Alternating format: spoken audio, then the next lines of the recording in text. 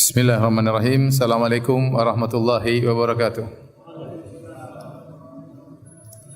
Innal hamdalillah nahmaduhu wa nasta'inuhu wa nastaghfiruhu wa natubu ilaih. Wa na'udzu billahi min shururi anfusina wa min sayyiati a'malina. May yahdihillahu fala mudilla lahu wa may yudlil fala hadiyalah. Wa asyhadu an la ilaha illallah wahdahu la syarika lah wa asyhadu anna Muhammadan abduhu wa rasuluhu la nabiyya ba'dah. Ya ayyuhalladzina amanu taqullaha haqqa tuqatih wa la tamutunna illa wa antum muslimun. Fa inna asdaqal hadithi kitabullah wa khairal huda huda Muhammadin sallallahu alaihi wasallam. Wa syarrul umuri muhdatsatuha wa kullu muhdatsatin bid'ah wa kullu bid'atin dhalalah wa kullu dhalalatin finnar. Hadirin dan hadirat, ikhwan dan akhwat yang dirahmati oleh Allah Subhanahu wa taala. Alhamdulillah, puji dan syukur kita panjatkan kepada Allah yang terus memberikan kita karunia, kesempatan untuk bisa terus beribadah kepada Allah Subhanahu wa taala, bisa berpuasa, bisa salat tarawih. Semoga ibadah kita diterima oleh Allah Subhanahu wa taala. Salawat dan salam tercurahkan selalu kepada junjungan kita Nabi Muhammad sallallahu alaihi wasallam dan juga kepada keluarganya serta seluruh sahabat beliau tanpa terkecuali, ya. Kita pada kesempatan kali ini akan bahas, ya, kisah salah satu dari kisah-kisah para nabi, yaitu kisah Nabi Syuaib alaihissalam, yang kita disuruh untuk mengikuti petunjuk mereka, ya. Fabi hudahum muqtadih, dengan petunjuk para nabi ikutilah, kata Allah Subhanahu wa taala. Dan tidaklah Allah menyampaikan kisah-kisah orang-orang terdahulu kecuali ada pelajaran yang bisa kita ambil, ya. Faqsusil qasasa la'allahum yatafakkarun. Kisahkanlah kisah-kisah semoga mereka bisa berfikir. Laqad kana fi qasasihim ibaratun liulil albab ma kana haditsa yuftara. Sungguh pada kisah-kisah mereka ada pelajaran bagi orang-orang yang cerdas, dan kisah-kisah tersebut bukanlah ma kana haditsa yuftara, bukanlah kisah fiksi, kisah yang dibuat-buat, tetapi kisah yang Allah sebutkan semuanya adalah kisah nyata. Kita akan berbicara tentang seorang nabi yang sangat mulia, Nabi Syuaib alaihissalam, yang Allah utus kepada kaumnya di Madian. Adapun Syuaib alaihissalam adalah salah satu dari 4 nabi yang bersuku Arab. Nabi yang bersuku Arab cuma 4 orang. Yang pertama Nabi Hud alaihissalam, yang kedua Nabi Saleh alaihissalam, yang ketiga Nabi Syuaib, dan yang keempat Nabi kita Nabi Muhammad sallallahu alaihi wasallam. Oleh karenanya nabi-nabi yang bersuku Arab ini tidak disebutkan kisah mereka di Perjanjian Lama maupun Perjanjian Baru. Tidak ada di Taurat maupun di Injil yang ada di depan kita sekarang ini. Tentunya kita tahu bahwasanya Alkitab, Injil maupun Taurat telah mengalami perubahan, ya, telah mengalami penyimpangan, sehingga sebagian kisah Nabi tidak ada dalam buku tersebut, dalam kitab suci tersebut yang mereka masih anggap sebagai kitab suci, namun penuh dengan penyimpangan. Di antara nabi-nabi yang tidak terdapat dalam Taurat maupun Injil yang ada sekarang adalah nabi-nabi berbangsa Arab. Hud tidak ada, Saleh tidak ada, Syuaib juga tidak ada. Sebagian orang menyangka bahwasanya lelaki yang bertemu dengan Nabi Musa alaihissalam, yang kemudian Nabi Musa menikah dengan putrinya di Madian, ya, adalah Syuaib. Namun ini dibantah oleh para ulama, karena Nabi Syuaib yang Allah kisahkan dalam Al-Quran jaraknya jauh sebelum Nabi Musa. Jaraknya jauh sebelum Nabi Musa alaihissalam. Nah, kalau lelaki yang ketemu dengan Nabi Musa, ya, yang Allah sebutkan dalam Al-Quran, ya, falamma warada ma'a Madian, tatkala Nabi Musa lari dari Mesir menuju ke negeri Madian. Kemudian nanti dia ketemu dengan orang-orang di Madian, akhirnya ketemu dengan seorang laki saleh. Itu disangka adalah Syuaib karena tempatnya sama-sama disebut Madian. Kalau lelaki ini yang ketemu dengan Nabi Musa alaihissalam, itu disebutkan dalam Perjanjian Lama, dalam kitab Keluaran, ya, disebut namanya Yitro. Mereka sebut namanya Yitro, ya, Y-I-T-R-O, ya. Kalau antum cari di Injil nanti ada Yitro, ya. Nah, itu bukan Syuaib, karena bukan Nabi Syuaib alaihissalam, karena zamannya berbeda, kisahnya juga berbeda. Adapun Nabi Syuaib yang akan kita ceritakan ini sama sekali tidak ada wujudnya dalam kitab Injil maupun Taurat. Ya, karena memang sudah mengalami penyimpangan sehingga tidak ada nabi-nabi Arab. Oleh karenanya mereka sering menuduh bahwasanya Muhammad, sampai sekarang mereka masih menuduh Muhammad itu hanya jiplak dari Taurat dan Injil. Kita bilang bantahannya sangat banyak. Bagaimana menjiplak? Nabi Muhammad tidak bisa baca dan tidak bisa tulis. Nabi Muhammad SAW tidak pernah belajar sama pendeta. Nabi Muhammad SAW juga kisah dalam Taurat dan Injil dibandingkan dengan Al-Quran ada banyak beda tentang nabi-nabi. Sebagaimana kita pernah jelaskan, kalau nabi-nabi terdapat dalam Taurat dan Injil, nabinya ada yang mabuk, nabinya ada yang berzina, nabinya ada yang nyuruh nyembah berhala. Adapun nabi-nabi dalam Al-Quran tidak ada yang demikian. Ya. Kemudian juga banyak kisah-kisah disebut Al-Quran tidak terdapat dalam Injil. Ya. Di antaranya kisah Nabi Musa secara detail tidak semuanya terdapat dalam Injil. Nabi Yusuf secara detail tidak semuanya terdapat dalam Injil. Demikian juga ada nabi-nabi yang tidak ada sama sekali di Injil. Nabi Hud, Nabi Saleh, Nabi siapa? Syuaib. Apalagi Nabi Muhammad SAW. Baik, jadi kita akan bercerita tentang kisah Nabi Syuaib alaihissalam. Nabi Syuaib alaihissalam disebut oleh Ibnu Katsir dalam tafsirnya juga dalam kitabnya Qasasul Anbiya. Nabi Syuaib ini tinggal di suatu daerah namanya Mu'an. Mu'an ini adalah satu daerah di atraf Syam, yaitu di ujung negeri Syam yang menuju ke daerah Hijaz. Kita tahu kan namanya Madinah. Kemudian kalau ke arah utara ke Tabuk, disitulah daerah Syam. Setelah Tabuk kemudian negeri Syam, dan kita tahu bahwasanya Anbiya Bani Israel banyak yang tinggal di negeri Syam. Nah, Syuaib daerah Mu'an itu daerahnya di daerah Syam, tapi di penghujung daerah Syam sebelum masuk dalam daerah Hijaz. Namanya Mu'an. Akan tapi disebut dengan Madian karena Nabi Syuaib alaihissalam nasabnya kembali kepada Madian. Nasabnya kembali kepada Madian sehingga disebut dengan kabilah Madian. Kabilah Madian. Dan betapa banyak tempat, ya sebenarnya ada namanya, tetapi karena didominasi oleh suatu kabilah maka tempat tersebut lebih dikenal dengan nama kabilah. Tempat tersebut lebih dikenal dengan nama kabilah. Contohnya Mu'an. Mu'an adalah suatu nama tempat, tapi karena yang menempati adalah kabilah Madian sehingga daerah tersebut dikenal dengan daerah apa?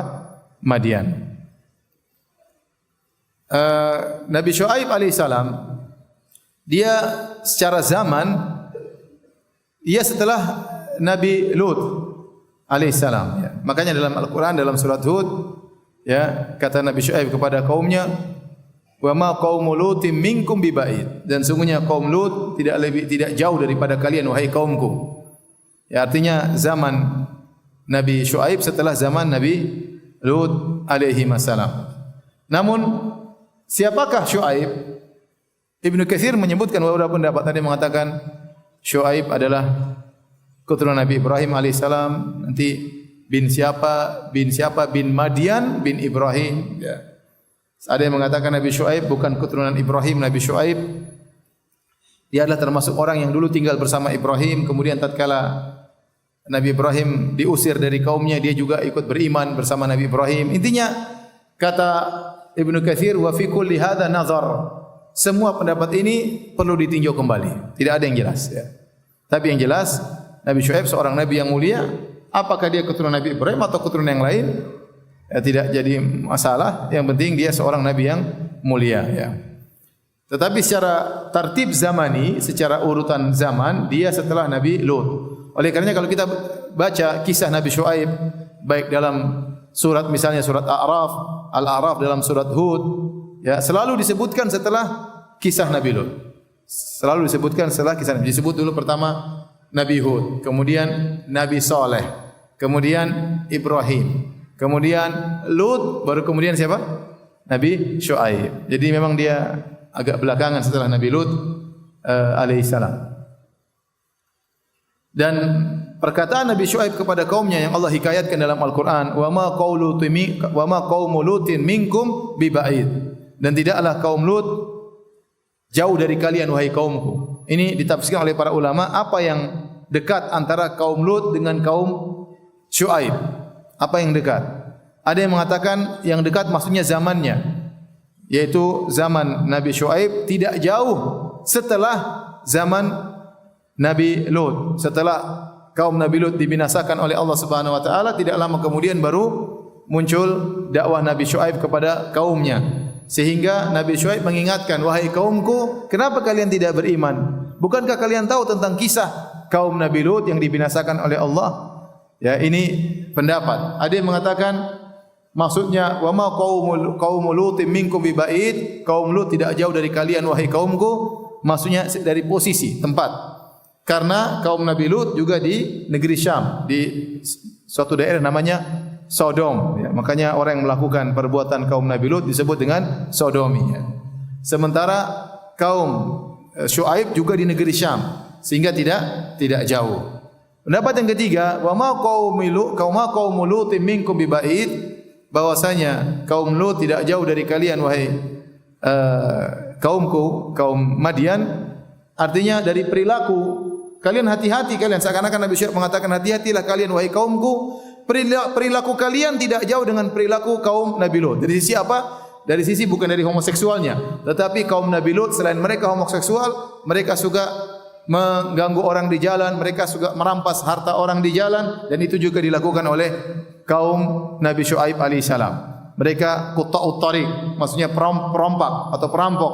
Ada orang lewat ditahan, diambil hartanya, dipajakin.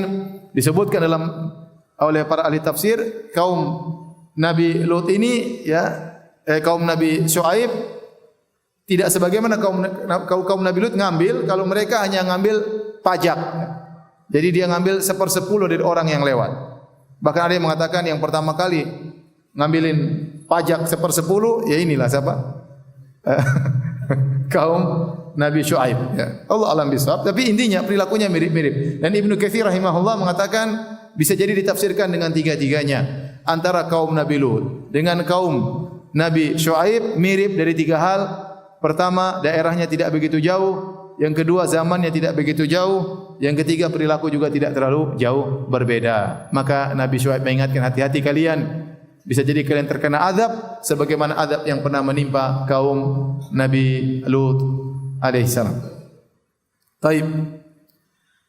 Kaum Nabi Syuaib ini secara umum mereka punya 3 kejahatan. Yang pertama, syirik kepada Allah Subhanahu wa taala. Ini yang paling utama, syirik kepada Allah Subhanahu wa taala. Yang kedua, mereka melakukan pengurangan timbangan. Kalau jual barang dikurangi timbangan. Ini mereka suka melakukan demikian. Mengurangi timbangan, mengurangi takaran. Ini kerjaannya kaum Nabi Syuaib. Yang ketiga, mereka narik pajak tadi. Ada orang lewat di kampung mereka, tidak boleh lewat kecuali bayar 10% tanpa ada timbal balik. Tanpa ada timbal balik ya. Beda kalau misalnya kita pergi ke parkir mobil di bandara, ya kita dipajakin ongkos parkir. Ini bandara tidak berdiri sendirinya, semuanya pakai biaya untuk bangun bandara, biaya untuk maintenance-nya, maka ada uang parkir wajar. Ada kapal juga berhenti misalnya di pelabuhan, bayar pajak itu ada muqabil, ada pelayanan yang diberikan kepada kapal tersebut, maka dia bayar. Ini bukan ini yang dimaksud. Yang dimaksud dengan mukus pajak yaitu ngambil pajak tanpa ada timbal balik sama sekali. Cuma sekedar lewat suruh bayar. Ini tanah milik Tuhan, bukan milik kamu. Kemudian orang lewat kasih 10%. Ini yang sahabi maksin finnar, kata Nabi, penarik pajak di neraka. Disepakati oleh para ulama, penarik pajak yang seperti ini, yang menarik pajak tanpa ada pelayanan sama sekali, tidak ada timbal balik. Maka ini yang kata Nabi SAW di neraka. Sahabi maksin finnar. Ini yang pertama kali praktekkan ini, katanya kaum Nabi Syuaib. Jadi mereka melakukan 3 kejahatan, syirik kepada Allah, mengurangi timbangan dan takaran. Yang ketiga, narik pajak dari orang yang lewat di kampung mereka. Maka tatkala mereka sudah semakin parah, maka Allah pun mengutus Nabi Syuaib alaihissalam untuk mendakwahi mereka. Kisah Nabi Syuaib disebutkan oleh Allah Subhanahu wa taala dalam beberapa surat.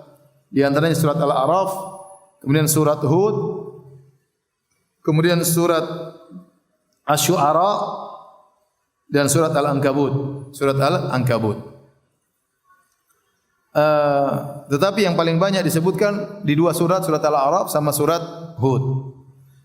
Adapun kesyirikan yang mereka lakukan, mereka menyembah sebuah pohon namanya Aikah. Namanya Al-Aikah. Makanya Allah berfirman dalam surat Asy-Syu'ara, "Kadzdzaba ashabul aikata." Kadzdzaba ashabul aikatil mursalin. Sungguhnya penyembah Al-Aikah telah mendustakan para rasul. Ya. Idz qala lahum Syu'aibun ala tattaqun. Tatkala Syu'aib berkata kepada mereka, tidakkah kalian bertakwa? Ini yang mereka sembah ternyata pohon yang rindang yang disembah oleh penduduk Madian. Sehingga sebagian ahli tafsir menganggap bahwasanya Nabi Syu'aib diutus kepada dua kaum Madian sama kaum Al-Aikah. Kan dalam surat Al-A'raf kata Allah, wa ila Madyana akhahum Syu'aiba, dan kami utus kepada Madian saudara mereka Syu'aib. Tapi tatkala Allah sebut dalam surat Syu'ara, kata Allah, kadzdzaba ashabul aikatil mursalin. Sungguhnya ashab yaitu yang tinggal di Aika, mereka menyangka Aika itu nama tempat. Telah mendustakan para rasul. Idz qala lahum Syu'aibun, tatkala Syu'aib, Allah tidak mengatakan tatkala saudara mereka Syu'aib berkata kepada mereka bertakwalah.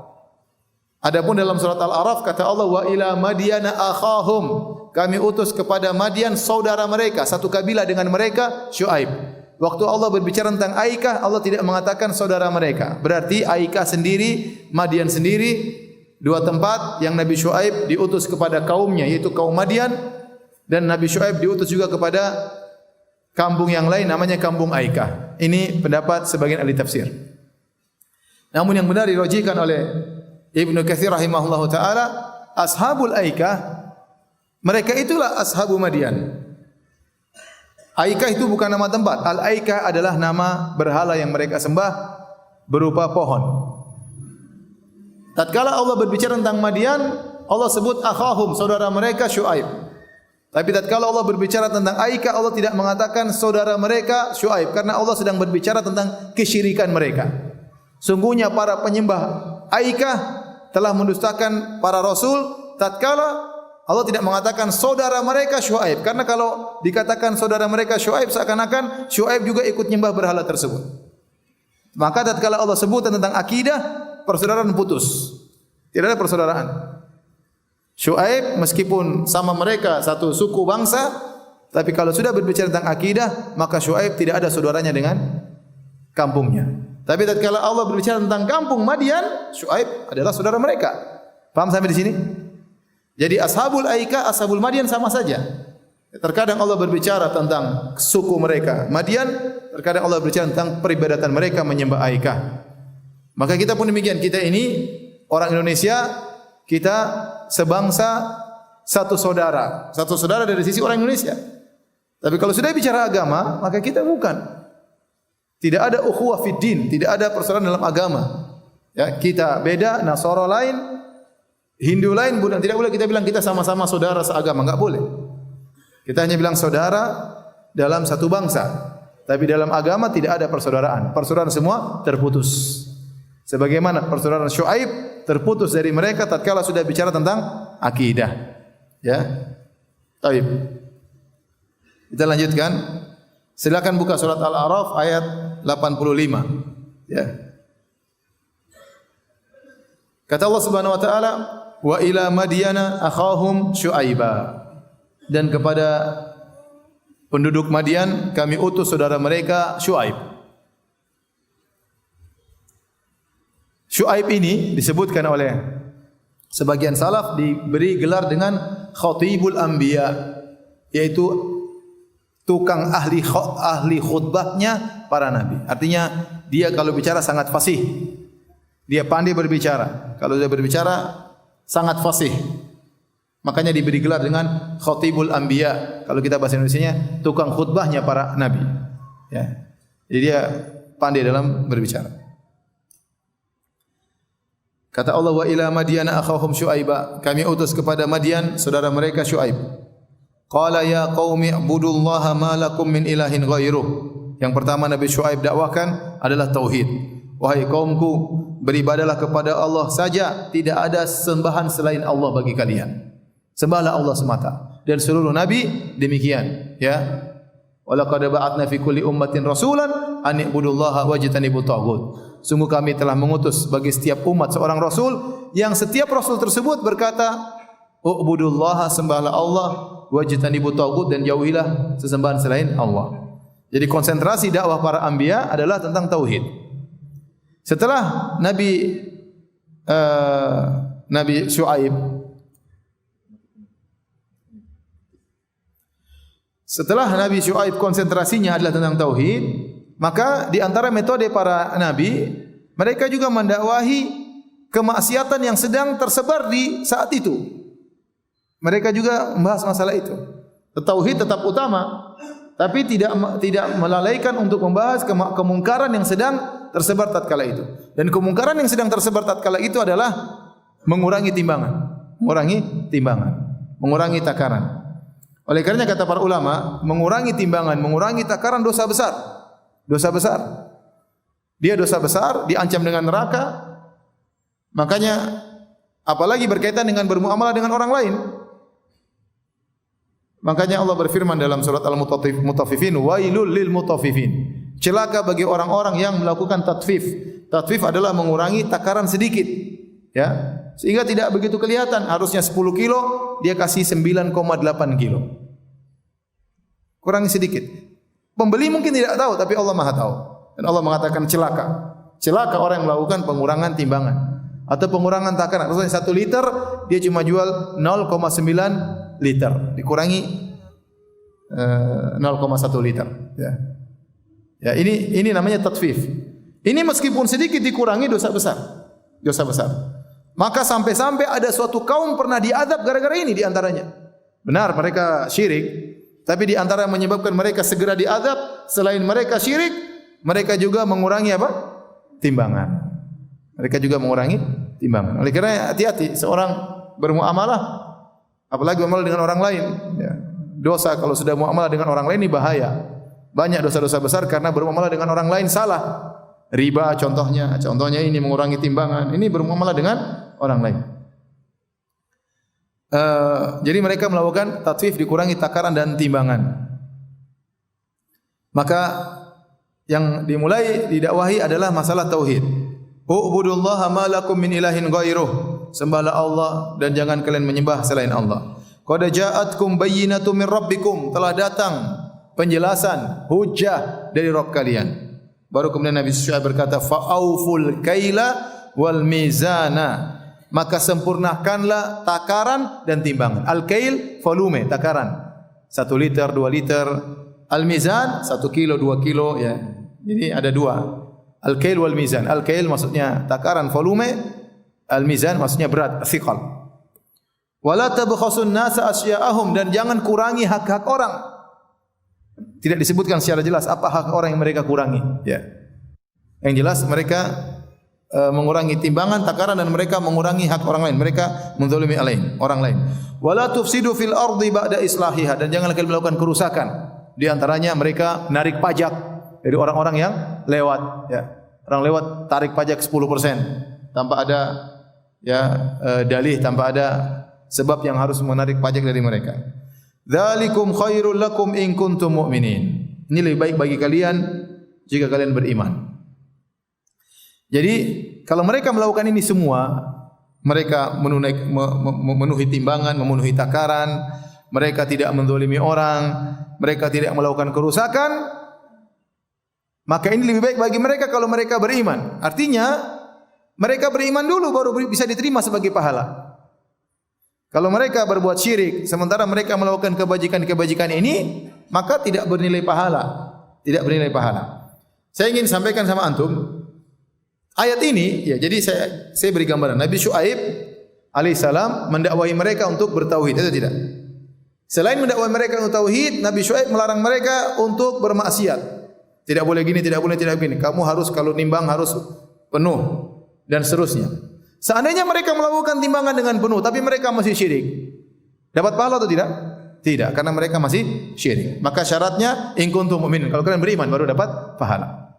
Tetapi kejadian ayat ini menunjukkan orang-orang kafir juga diperintahkan untuk melakukan syariat. Syariatnya Nabi Syuaib yaitu harus memenuhi timbangan. Maka kalau mereka mengurangi timbangan, dosa mereka semakin bertambah. Meskipun kalau mereka memenuhi timbangan tidak dapat pahala karena mereka tidak beriman. Tapi kalau mereka mengurangi takaran timbangan semakin banyak dosanya. Saya membawakan kemana? Saya membawakan kepada apakah hukum seorang muslim bolehkah di siang hari membuka restoran untuk dijual kepada orang kafir? Orang kafir kan tidak puasa. Puasa atau tidak? Tidak. Apakah mereka boleh kita jual makanan untuk mereka? Jawabannya tidak. Meskipun mereka kafir, mereka tetap terkena hukum syariat Nabi Muhammad SAW. Harusnya kau puasa. Paham tidak sisi pendalilan? Saya ulangi. Nabi Syuaib punya syariat. Syariatnya tidak boleh syirik dan harus menunaikan apa? Takaran timbangan. Waktu Nabi Syuaib berdakwah kepada kaumnya, dia tidak hanya menyuruh tauhid dulu, tidak, tapi dia langsung sambung, kamu harus bertauhid dan kamu harus memenuhi apa? Takaran timbangan. Padahal kalau mereka memenuhi takaran timbangan tidak dapat pahala. Paham? Tetapi mereka harus ikut syariatnya Nabi Syuaib. Kita sekarang di sini yang berlaku syariat Nabi Muhammad SAW. Syariat Nabi Muhammad SAW harus bertauhid dan harus berpuasa, harus solat dan yang selanjutnya. Nah, kalau ada orang kafir puasa dapat pahala atau tidak? Tidak. Tapi kalau mereka tidak puasa, dosa mereka semakin bertumpuk. Dari situ kita orang Islam tidak boleh jual makanan kepada mereka karena kita membantu mereka berbuka. Paham atau tidak? Mau diulang lagi?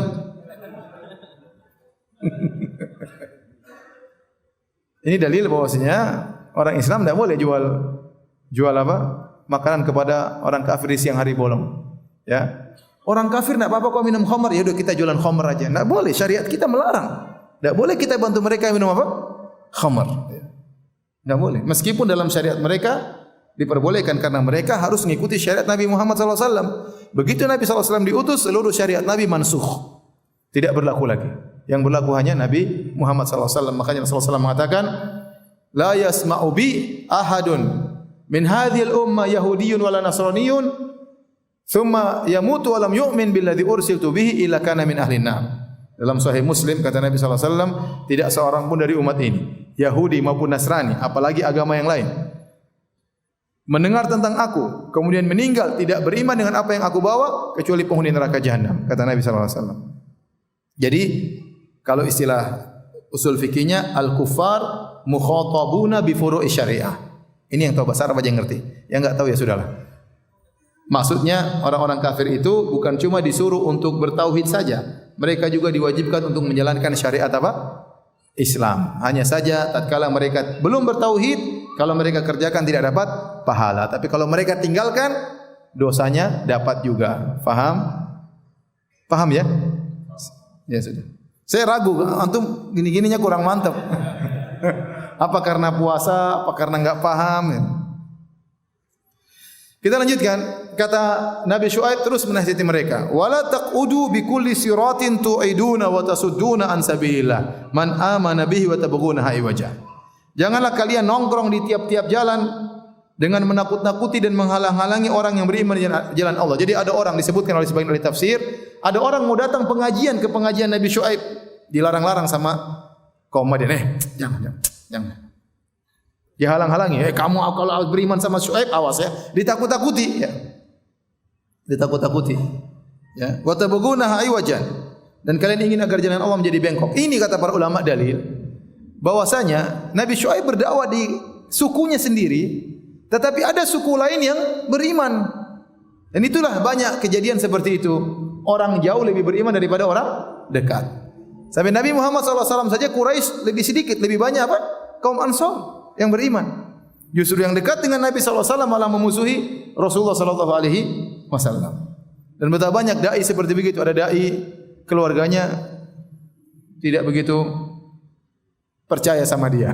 Tetapi orang-orang jauh malah mudah beriman. Ada kejadian seperti itu. Ada kejadian seperti itu.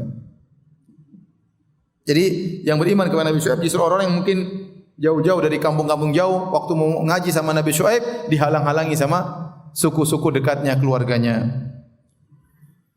Kemudian kata Nabi Syuaib, "Wadhkuru idh kuntum qalilan fakatsarakum." Dan ingatlah kalian, dulu kalian masih sedikit, lalu Allah jadikan kalian banyak, semakin kuat, beranak pinak, ya. Ini nikmat.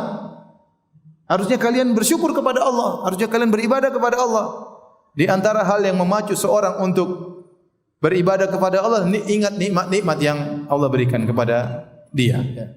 Makanya seorang perlu mengingat nikmat-nikmat yang Allah berikan kepada dia sehingga dia terpacu untuk terus beribadah kepada Allah, untuk bersyukur kepada Allah.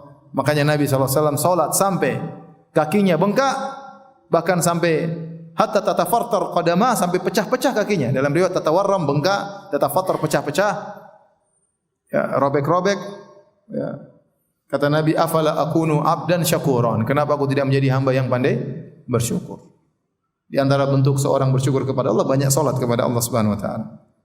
Kemudian ya, jadi Nabi Syuaib ingatkan, kalian dulu sedikit sekarang jadi banyak nikmat. Bertakwalah kepada Allah agar Allah berikan lagi tambahan kenikmatan.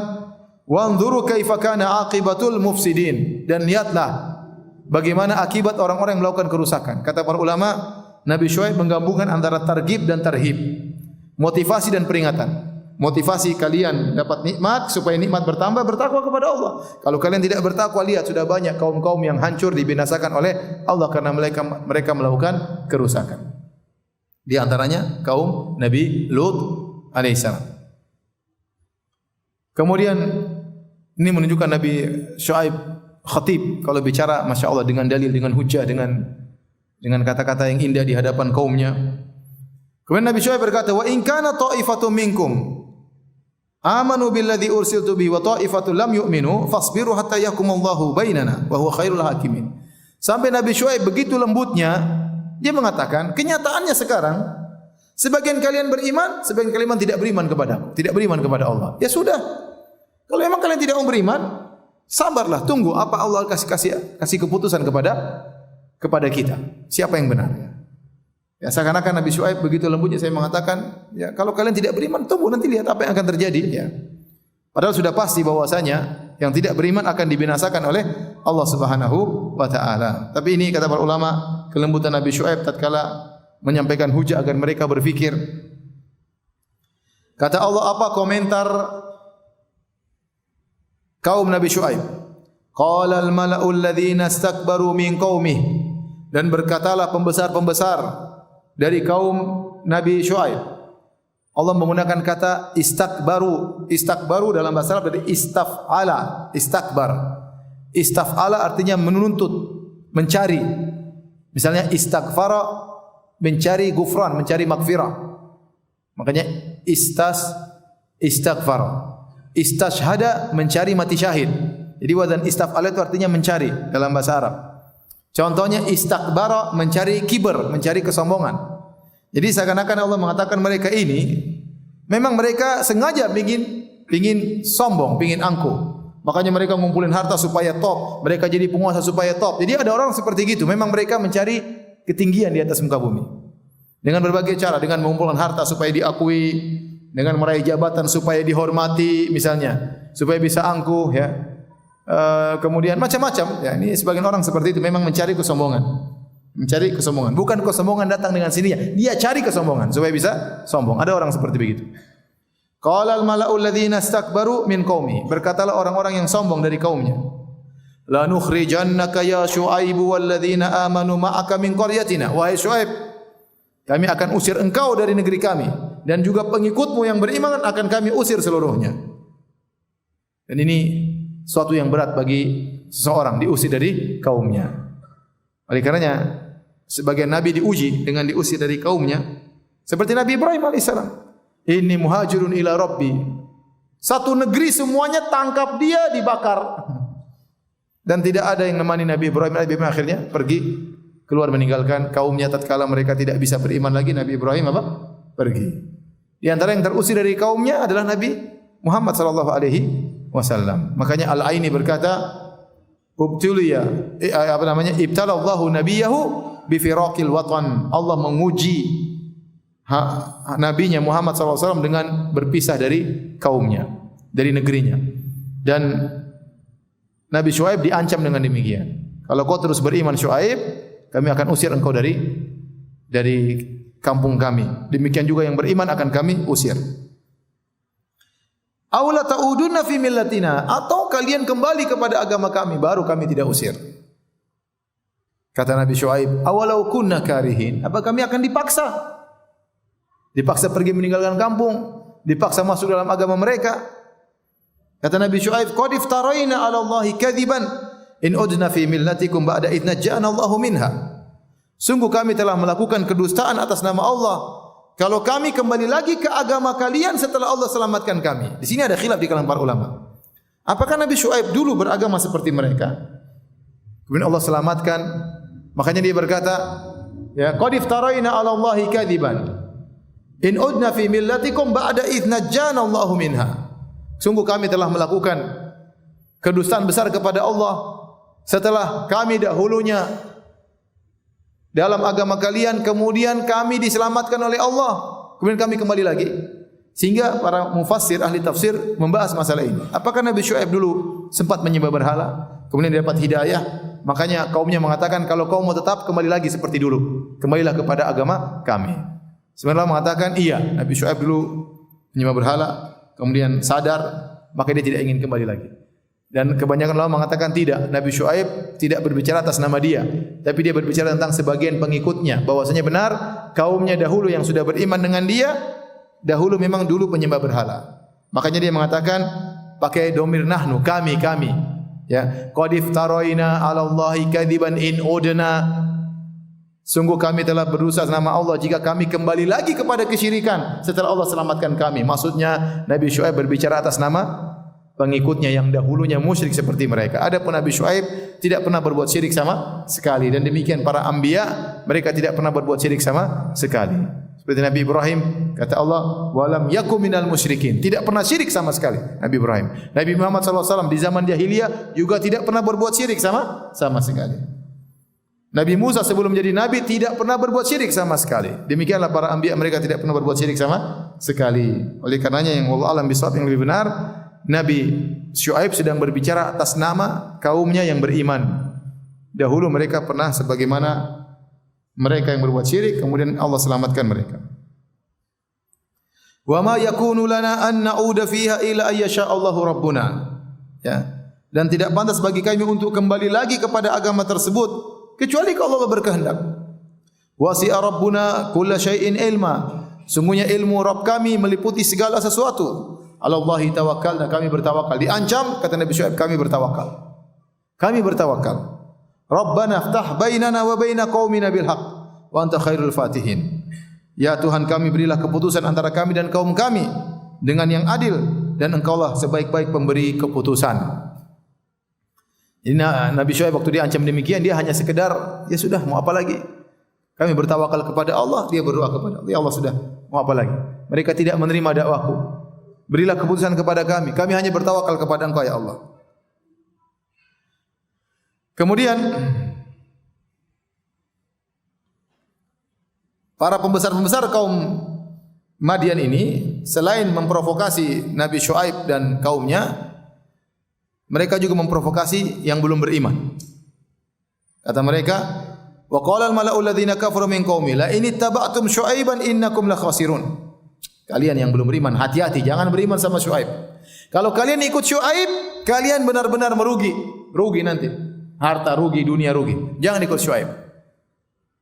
Allah berkata, فَأَخَذَتْهُمُ الرَّجْفَةُ فَأَصْبَحُوا فِي دَارِهِمْ جَاثِمِينَ. Lantas mereka pun ditimpa dengan rajfah. Rajfah itu zilzal, gempa yang dahsyat.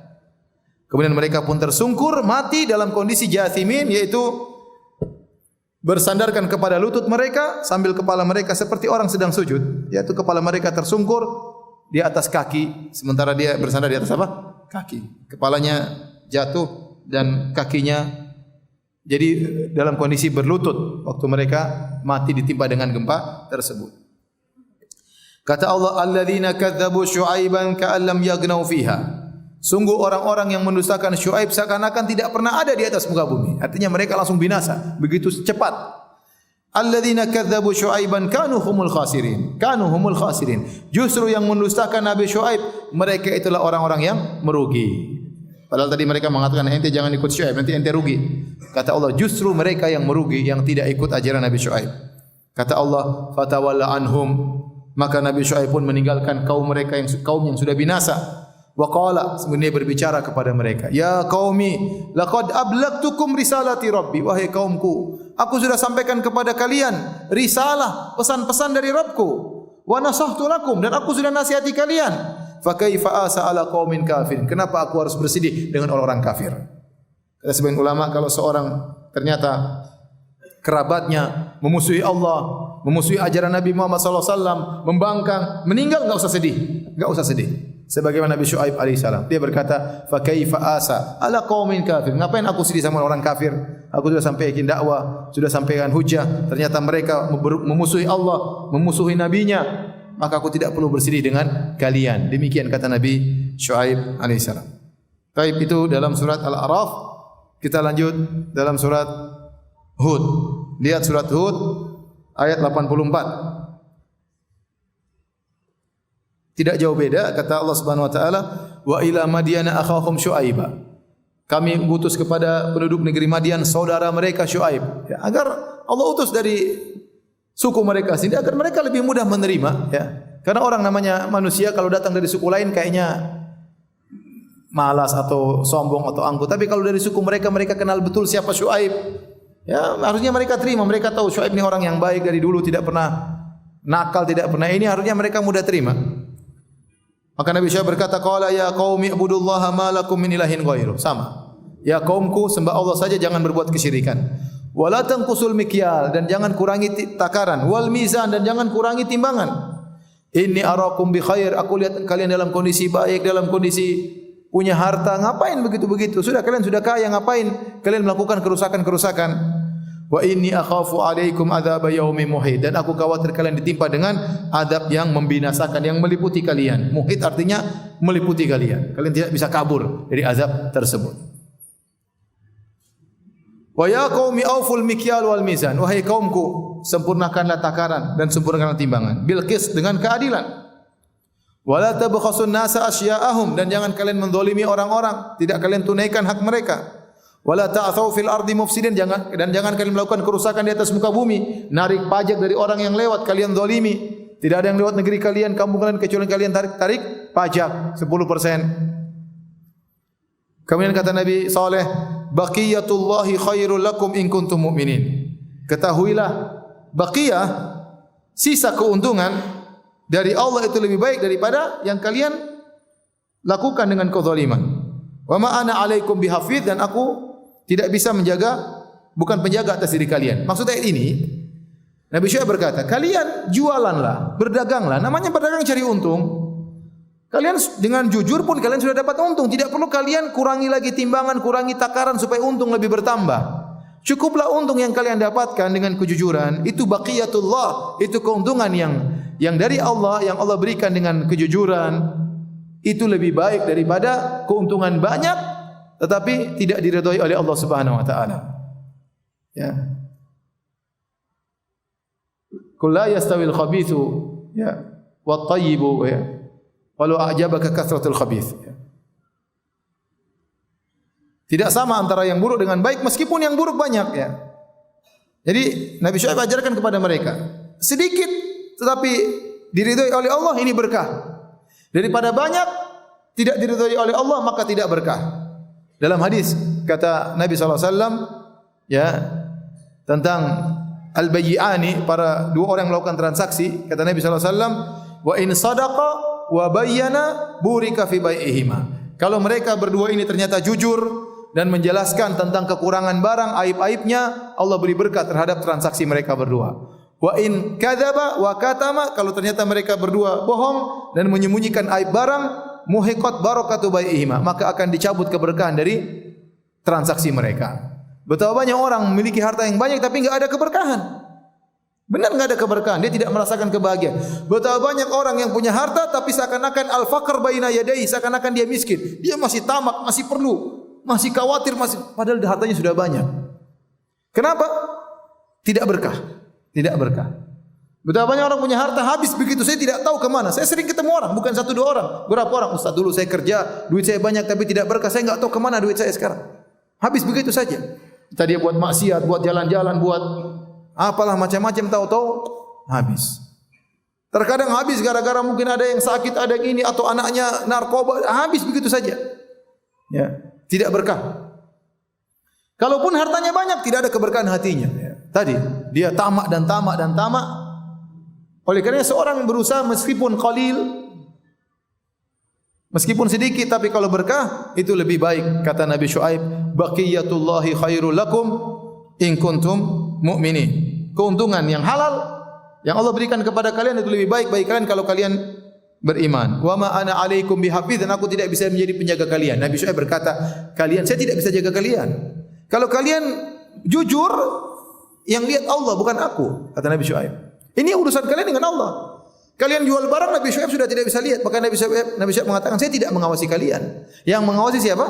Allah Subhanahu Wa Taala. Dan ini saya ingatkan juga kepada ikhwan dan akhwat, kalau kita misalnya melakukan kebajikan, meninggalkan kemaksiatan, maka jangan karena manusia, tapi karena Allah. Ini kan Nabi Syuaib ngajak mereka berhijrah ya. Kalian berhijrah dari tukang ngurangi takaran, jujur. Tapi kalian jujur itu, aku tidak ngawasi. Yang ngawasi siapa? Allah Subhanahu Wa Taala. Kan sebagian orang mungkin dia meninggalkan kemaksiatan, dia meninggalkan riba bukan karena Allah, tapi karena teman-teman, karena enggak enak sama teman-teman, apa kata orang. Jangan. Seorang waktu meninggalkan maksiat karena Allah, dia berhijrah karena Allah, bukan agar diketahui oleh orang bahwasanya saya sudah berhijrah. Bukan agar diketahui oleh ustaz saya sudah tidak, tapi karena Allah Subhanahu Wa Taala. Setelah Nabi Syuaib menasihati mereka, apa kata mereka? Qalu ya Syuaibu, asolatuka ta'muruka an natruka ma ya'budu abauna aw an naf'ala fi amwalina ma nasha. Innaka la antal halimur rasyid. Ngomongnya begini, mereka ngejek Nabi Syuaib. Wahai Syuaib, salatmu itukah yang menyuruh melarang kami untuk menyembah berhala sebagaimana yang dilakukan nenek moyang kami? Salatmu itukah yang telah melarang kami untuk ngatur harta kami, harus begini, jualan harus jujur? Salatmu yang melarang. Sungguh menurut kami engkau adalah orang yang sangat cerdas dan orang yang sangat bijak. Lagi berakal. Penyantun lagi berakal. Kata para ulama, ini mereka sedang ngejek Nabi Syuaib, tapi dengan bahasa yang halus. Seakan-akan mereka berkata, ente terlalu banyak solat, makanya ente bahlul. Itu maksudnya.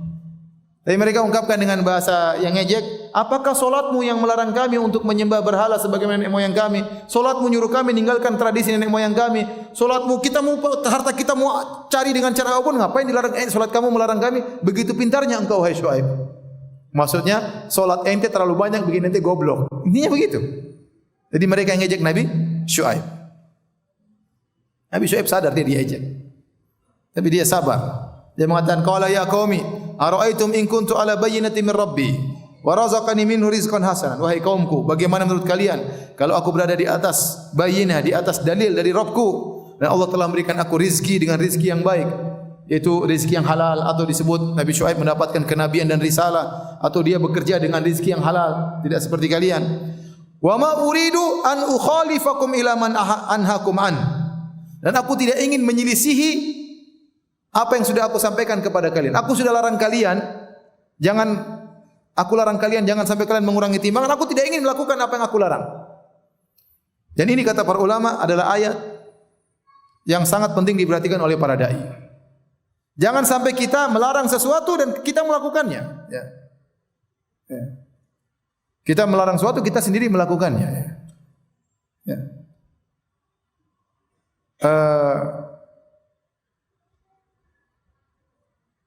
Sama seperti firman Allah Subhanahu wa taala, "Atamuruna bil birri wa tansawna anfusakum." Atamuruna an-nasa bil birri wa tansawna anfusakum. Ini Allah ceritakan kepada orang Bani Israel. Dai-dai mereka seperti itu. Kata Allah, "Atamuruna an-nasa bil birri wa tansawna anfusakum wa antum tatluna al-kitab. Afala ta'qilun?" Kalian menyuruh orang untuk melakukan kebajikan sementara kalian sendiri tidak melakukannya. Padahal kalian baca Alkitab. Afala ta'qilun, kalian tidak berfikir? Ya. Demikian juga firman Allah Subhanahu wa taala, "Lima taquluna ma la taf'alun." Kabura maqatan indallahi an taqulu ma la taf'alun. Kenapa kalian mengatakan apa yang tidak kalian lakukan? Sungguh besar kemurkaan Allah atas orang-orang yang kalian mengatakan apa yang tidak kalian lakukan. Wa atanha an khuluqin wa ta'tiya mithlahu arun 'alaika idza fa'altahu 'azim. Seorang penyair berkata, apakah kau melarang dari suatu perangai sementara kau sendiri melakukannya? Sungguh aib besar bagimu jika kau melakukannya. Kau larang-larang tapi kau melakukannya. Maka Nabi Syuaib berkata, bagaimana saya melarang kalian kemudian saya melakukan? Tidak mungkin, kata Nabi Syuaib. Maka seorang dai berusaha demikian. Kalau dia sudah larang sesuatu, dia bertekad untuk tidak melakukannya. Kalau seandainya ternyata dia melanggar, dia bertobat kepada Allah. Tapi jangan kemudian dia melarang sementara dia sedang melakukan. Jangan, dia berusaha meninggalkan apa yang dia larang. Kalau suatu saat dia terjerumus, terkuasai oleh hawa nafsunya, dia segera bertobat kepada Allah Subhanahu wa taala. Dalam hadis yang sahih, yu'ta bir rajuli yaumal qiyamati fayulqa finnar fatandaliku ya aktabu batnihi.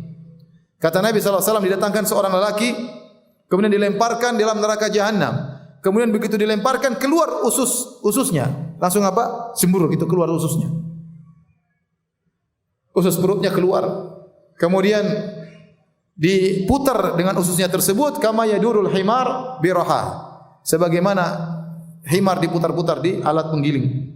Diputar-putar. Fayajtami'u alaihi ahlun nar. Maka penghuni neraka jahanam kumpul. Ketemu dia, mereka kenal si fulan ini. Ini dai dulu. Dikenal sama mereka. Para pengikutnya pada datang. Loh, fulan kok bisa di sini, kata dia. Ya. Bukankah kau dulu menyuruh kami melakukan kebajikan, melarang kami dalam kemaksiatan, kok bisa ikut kami di sini? Orang penghuni neraka pada ngumpul ngeliatin dia. Kata dia, benar.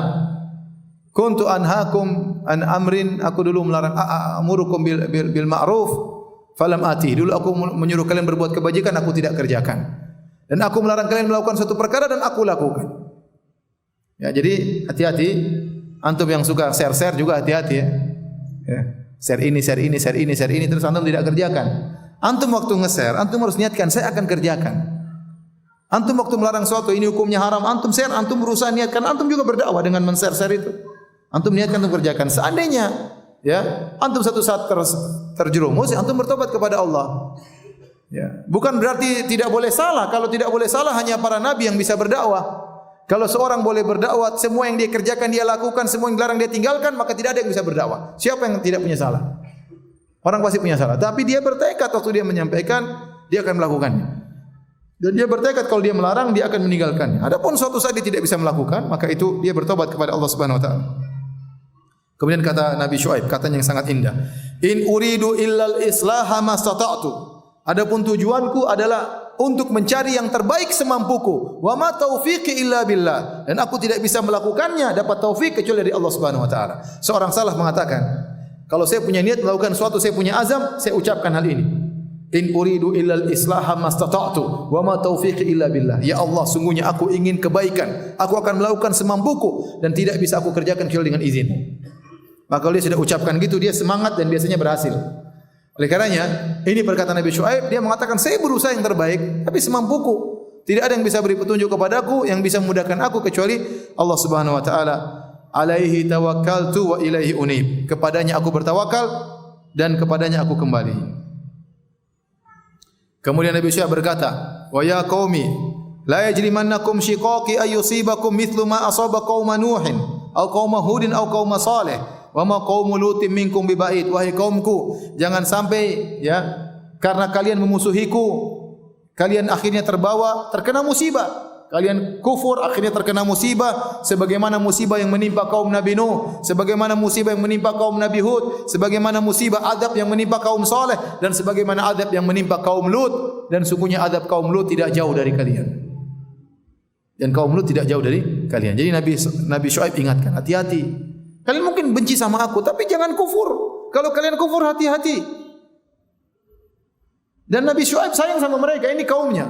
Nabi Syuaib berkata, wastaghfiru rabbakum thumma tubu ilaih. Beristighfarlah kepada Rabb kalian dan bertobatlah kepada Rabb kalian. Apa bedanya istighfar dengan taubat? Istighfar, puncak istighfar adalah taubat. Puncak istighfar adalah bertobat. Istighfar adalah mohon diampuni. Bisa jadi seorang beristighfar sementara dia masih melakukan maksiat tersebut. Tapi dia beristighfar, ya Allah ampuni dosa, sementara dia masih melakukan dosa tersebut. Kalau tobat, berarti dia sudah tinggalkan dosa tersebut. Oleh karenanya puncak istighfar adalah apa? Taubat. Makanya Allah mengatakan, beristighfarlah kemudian bertobatlah. Kalian bertahap beristighfar, minta ampun, terus tinggalkanlah seluruhnya. Kalau tidak bisa tinggalkan secara langsung, bertahap kemudian sampai meninggalkan secara keseluruhan. Inna Rabbi rahimu wadud. Perhatikan sini kata Nabi Syuaib. Sungguhnya Rabbku rahim, sangat sayang, wadud, sangat cinta kepada kalian kalau kalian bertobat. Ada orang rahmat itu apa ya? Mengasihi. Tapi belum tentu mencintai. Contoh, kita melihat ada orang mungkin di jalan terluka, kita tidak cinta sama dia, tapi kita kasihan sama dia. Namanya rahmat. Ya. Tapi kalau rahmat dibangun di atas cinta, ini maka luar biasa. Kita sayang sama dia karena kita cinta kepada dia. Seperti anak-anak, seperti istri, ya, anak-anak, istri-istri. Kita sayang dibangun karena kita cinta kepadanya. Nah, Nabi Syuaib mengatakan, kalau kalian bertobat setelah bermaksiat, setelah syirik, setelah mendolimi orang, setelah mengurangi takaran, kalian bertobat, Allah akan sayang kepada kalian sekaligus cinta kepada kalian.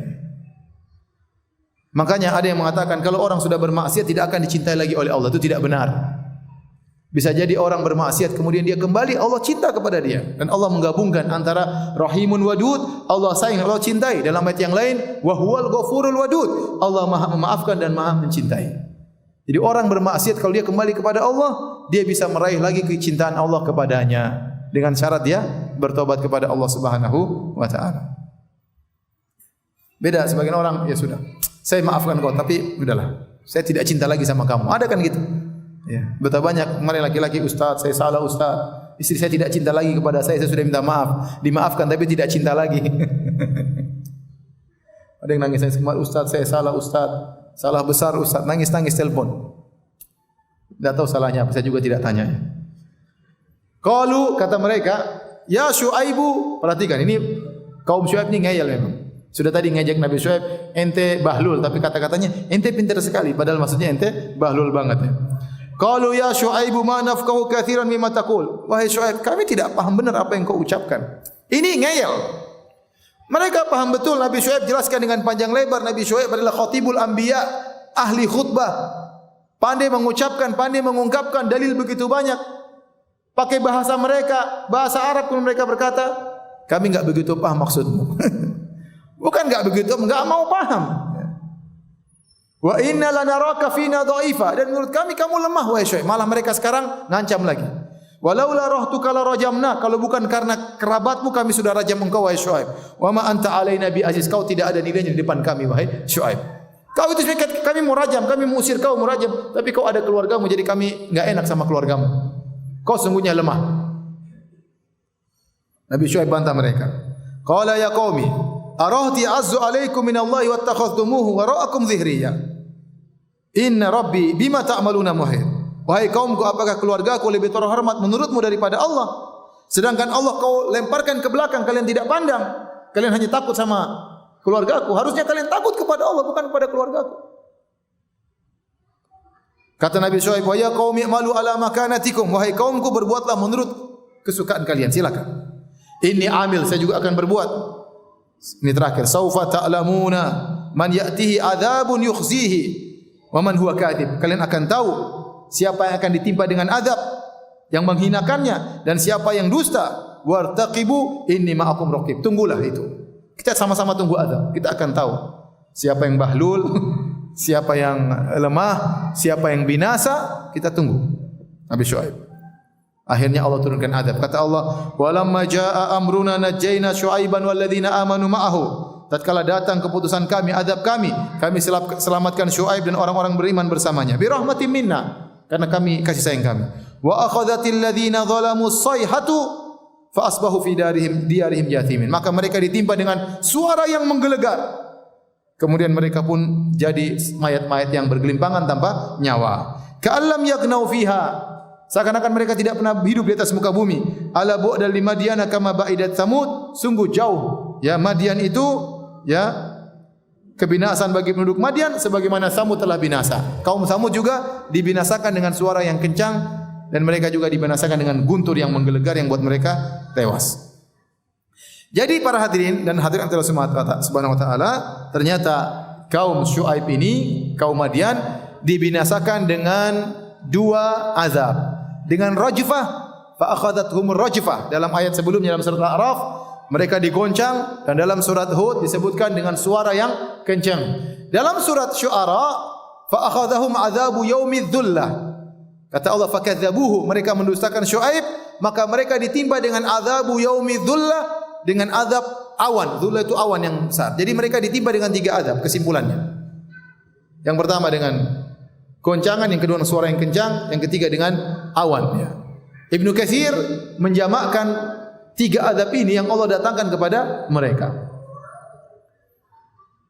Mereka menggoncangkan kenapa dalam surat Al-A'raf? Karena mereka melakukan irjaf, rajfah irjaf. Irjaf itu mereka memprovokasi orang. Ngapain ente ke Syuaib? Alur ke Syuaib dihadang-hadangi. Ente awas kalau ikut Syuaib nanti ente miskin, ditakut-takuti.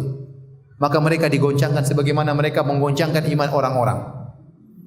Kemudian waktu mereka ditimpa dengan suara yang menggelegar karena mereka banyak omong. Kata mereka, ya Syuaib, kami enggak ngerti ente ngomong apa. Mereka angkat suara mereka sambil membentak-bentak Syuaib. Maka Allah turunkan suara membentak mereka, mematikan mereka.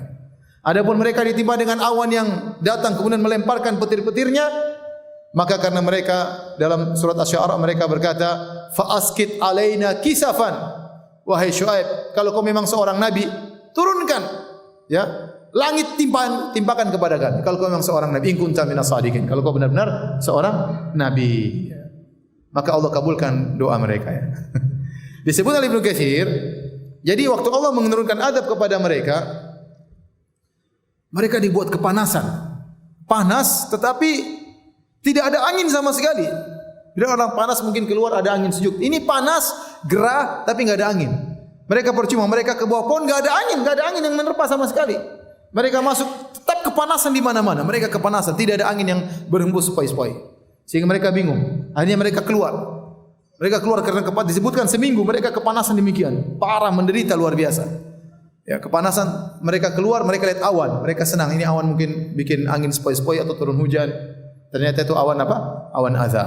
Begitu mereka tiba di bawah awan tersebut, maka bergetarlah bumi, digoncang mereka. Kemudian datanglah petir-petir menyambar mereka. Kemudian keluar suara yang menggelegar. Maka mereka tewas dengan tiga azab tersebut. Inilah kisah Nabi Syuaib dan kaumnya yang dibinasakan oleh Allah karena membangkang perintah Allah Subhanahu wa taala. Demikian saja, wallahu taala alam bisawab. Kalau ada yang bertanya saya persilakan.